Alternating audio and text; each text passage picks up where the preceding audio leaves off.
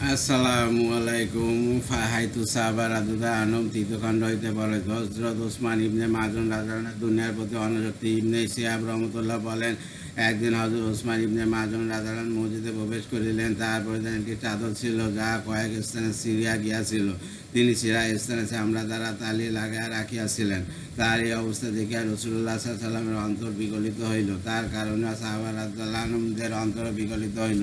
তিনি বলিলেন, সেই দিন তোমাদের কি অবস্থা হইবে, যেদিন তোমাদের প্রত্যেকে সকালে এক জোড়া কাপড় পরিধান করিবে এবং বিকালে আরেক জোড়া পরিধান করিবে, এবং বড় এক পেয়ালা খাবার তার সম্মুখে রাখা হইবে, আর আরেক পেয়ালা উঠিয়া লওয়া হইবে।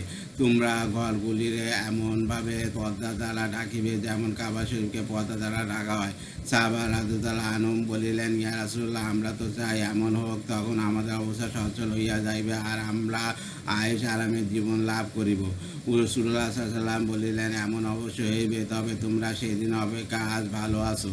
হযরত ইবনে আব্বাস রাদিয়াল্লাহু আনহু বলেন, হযরত ওসমান ইবনে মাজুন রাদিয়াল্লাহু আনহু ইন্তেকালের দিন রাসূলুল্লাহ সাল্লাল্লাহু আলাইহি ওয়াসাল্লাম তার নিকট গেলেন এবং হযরত ওসমান রাদিয়াল্লাহু আনহুর উপরে এমনভাবে ঝুঁকিলেন যেন তাহাকে কেন ওসিয়াত করা হইয়া করিতেছে। অথবা তিনি মাথা উঠাইলে সাহাবা রাদিয়াল্লাহু আনহু তাহার চোখে কান্নার চিহ্ন দেখিতে পাইলেন।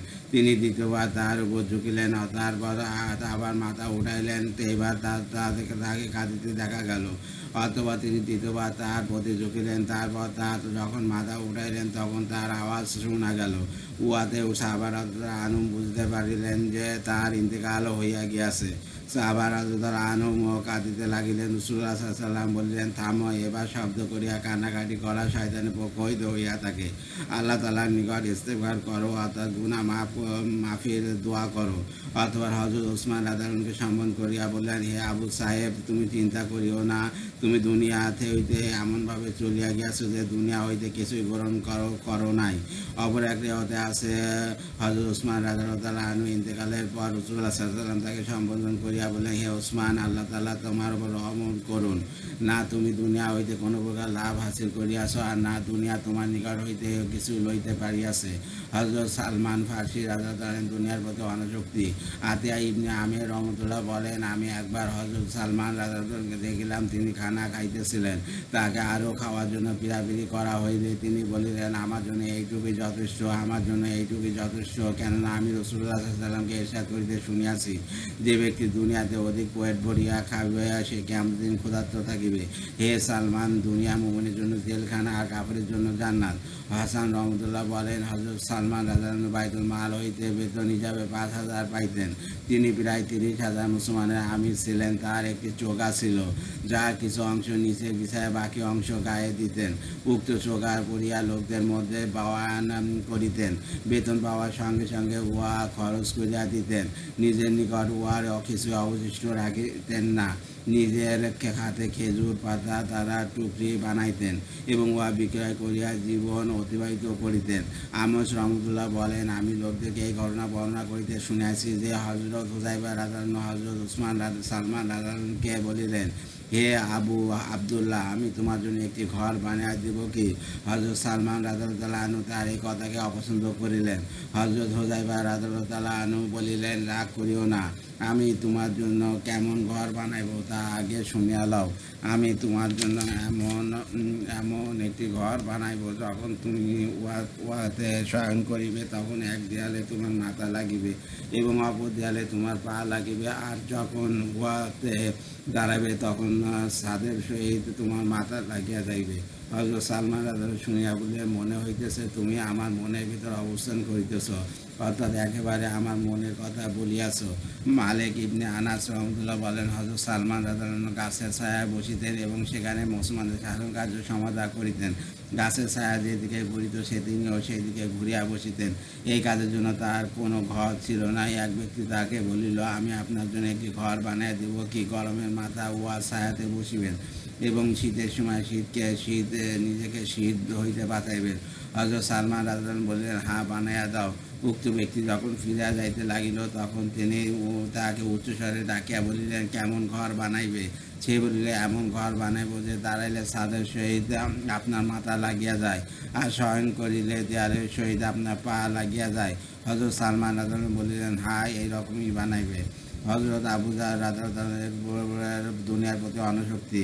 আবু আসফা রহমতুল্লাহ বলেন, আমি হযরত আবু যার রাদিয়াল্লাহু নিকট গেলাম। সেই সময় তিনি বারারাজা নামক গ্রামে বসবাস করিতেছিলেন। তার নিকট তার স্ত্রী বসিয়াছিলেন, যার গায়ের রং কালো এবং চুল এলোমেলো। তার শরীরে না কোনো সাজগোজের চিহ্ন ছিল আর না কোনো সুগন্ধি ছিল। হযরত আবু যার রাদিয়াল্লাহু আনহু বলিলেন, তোমরা কি দেখিতেছ না এই কালো মেয়ের লোকটি আমাকে কি বলিতেছে? সে বলে, আমি যেন ইরাক চলিয়া যাই এবং সেখানে বসবাস করি। আমি যখন ইরাক যাইব তখন সেখানকার লোকেরা তাহাকে দুনিয়া লইয়া আমার উপর ঝাঁপাইয়া পড়িবে। যেহেতু আমি রাসূলুল্লাহ সাল্লাল্লাহু আলাইহি ওয়াসাল্লামের একজন সাহাবী, সেহেতু তারা আমাকে অনেক হাদিয়া তোফা দিবে। এইভাবে আমার নিকট দুনিয়ার অনেক মাল দৌলত জমা হইয়া যাইবে।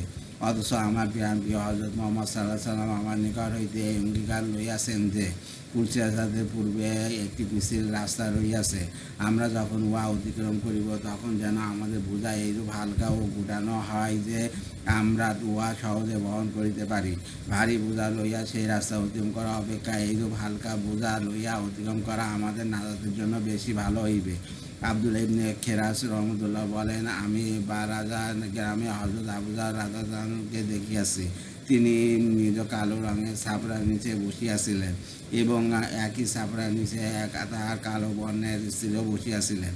হযরত আবু যার রাদিয়াল্লাহু আনহু একটি বস্তার উপর বসিয়াছিলেন। তাকে বলা হইল যে, আপনার সন্তান বাঁচে না মরিয়া যায়। তিনি বলিলেন, আল্লাহ তাআলার শুকর যে তিনি তাহাদিগকে এই অস্থায়ী ঘর হইতে লইয়া যান এবং চিরস্থায়ী ঘরে আমাদের জন্য তাদেরকে জমা করিয়া রাখিতেছেন। সেখানে তো আমাদের অধিক প্রয়োজন দেখা দিবে, তখন তিনি তাদেরকে ফেরত দিবেন এবং তারা সেখানে আমাদের কাজে আসিবে। লোকেরা বলে, হে আবু যর, আপনি যদি এই স্ত্রীর পরিবর্তে সুন্দর করে স্ত্রী গ্রহণ করিতেন তবে ভালো হইতো। তিনি বলিলেন, আমি এমন মহিলাকে বিবাহ করি যার কারণে আমার মধ্যে বিনয় পয়দা হয়। উহা আমার নিকটে এমন মহিলাকে বিবাহ করা অপেক্ষা অধিক প্রিয়, যার কারণে আমার অন্তরে অহংকার সৃষ্টি হয়। অথবা লোকেরা বলিল, আপনি যদি এই বিছানা অপেক্ষায় একটি নরম বিছানা লইতেন।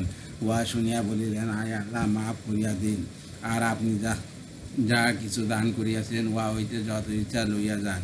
ইব্রাহিম তাইমি রহমতুল্লাহ বলেন, আমার পিতা বর্ণনা করিয়াছেন, হযরত আবু যার রাদিয়াল্লাহু আনহু কেউ বলিল, অমুক অমুক যেমন জায়গা জমি করিয়া লইয়াছে, আপনি কেন তাহাকে জায়গা জমি করিয়া লন না? তিনি বলিলেন, আমি আমি আমি আমির বা ধনী হইয়া কি করিব? আমার জন্য তো দৈনিক 1 ঢোক পানি অথবা দুধ আর সপ্তাহে 1 কাজে 16 কেজি পরিমাণ গম যথেষ্ট। আবু নুআইম হইতে অপরিহতে আছে, হযরত আবু যার রাদিয়াল্লাহু আনহু বলিলেন, রাসূলুল্লাহ সাল্লাল্লাহু আলাইহি ওয়াসাল্লামের যুগে আমার রুজি ও খোরাকি 100-350 পরিমাণ ছিল। আমি মৃত্যু পর্যন্ত উহার বেশি করিব না। হযরত আবু দারদা রাদিয়াল্লাহু আনহু দুনিয়ার প্রতি অনাসক্তি। হযরত আবু দারদা রাদিয়াল্লাহু আনহু বলেন, রাসূলুল্লাহ সাল্লাল্লাহু আলাইহি ওয়াসাল্লামের নবুয়তের প্রাপ্তির পূর্বে আমি ব্যবসায় ছিলাম।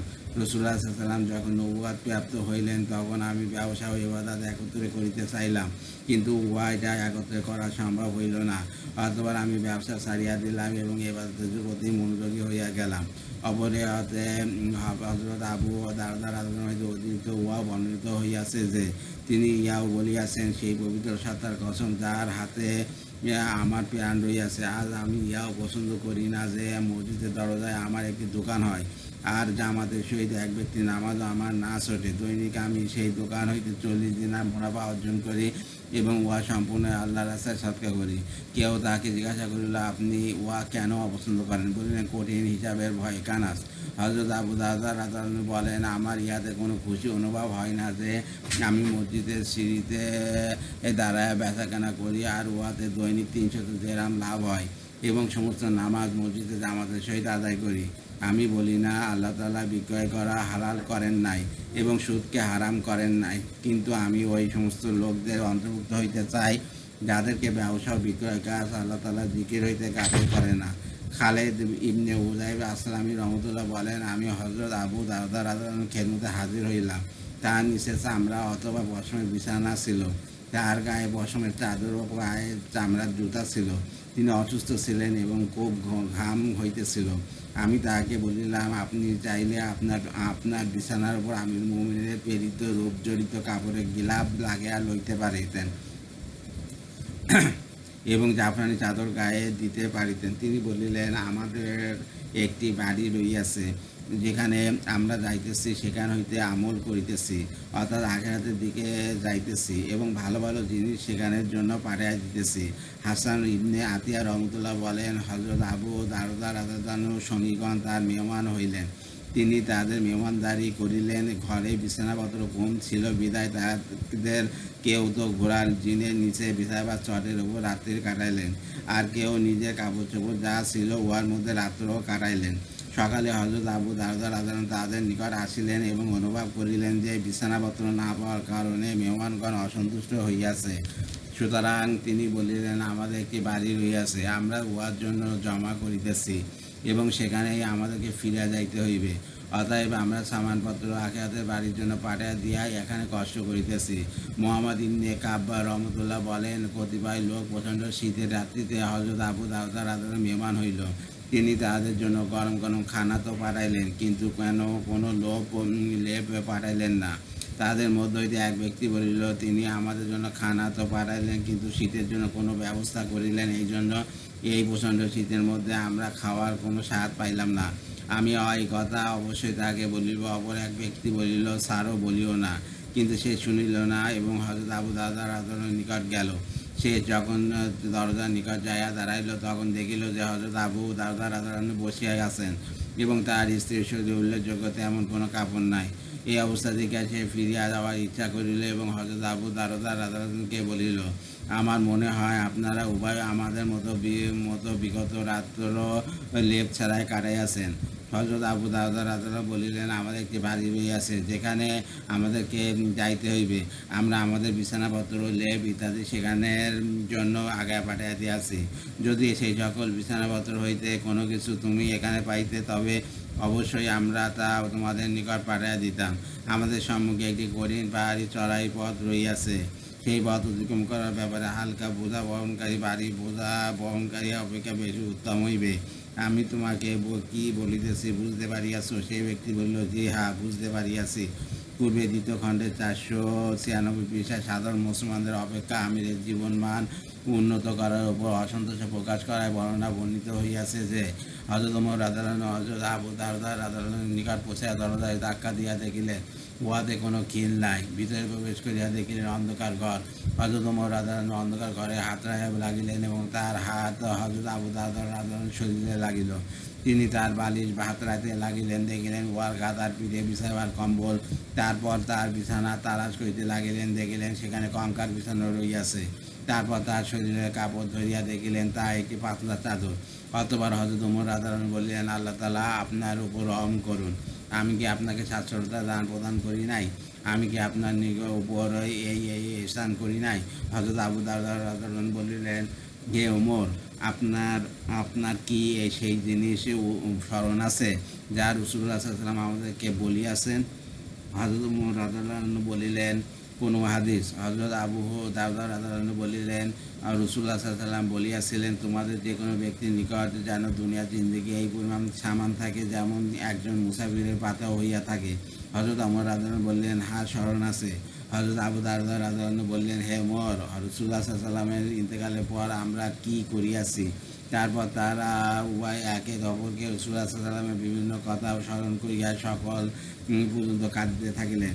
হযরত মুআয ইবনে আফফান রাদিয়াল্লাহু তাআলার উপর দুনিয়ার প্রতি অনাসক্তি। হযরত আইয়ুব রাদিয়াল্লাহু গোলাম আফলা রহমতুল্লাহ বলেন, হযরত ওমর রাদিয়াল্লাহু হুকুম দিয়া বদরী সাহাবীদের বিশেষভাবে উন্নত মানের কাপড় প্রস্তুত করাইতেন এবং উহার দ্বারা কাপড় পোশাক তৈরি করিয়া বদরী সাহাবীদের জন্য পাঠাইতেন। সেই কাপড় হইতে হযরত মুআয ইবনে আফফান রাদিয়াল্লাহুর জন্য এক জোড়া পোশাক পাঠাইলেন। হযরত মুআয রাদিয়াল্লাহু আমাকে বললেন, এ আফফালা, এই জোড়া বিক্রয় করিয়া দাও। আমি উহা ১,৫০০ দিরহাম বিক্রয় করিলাম। সরি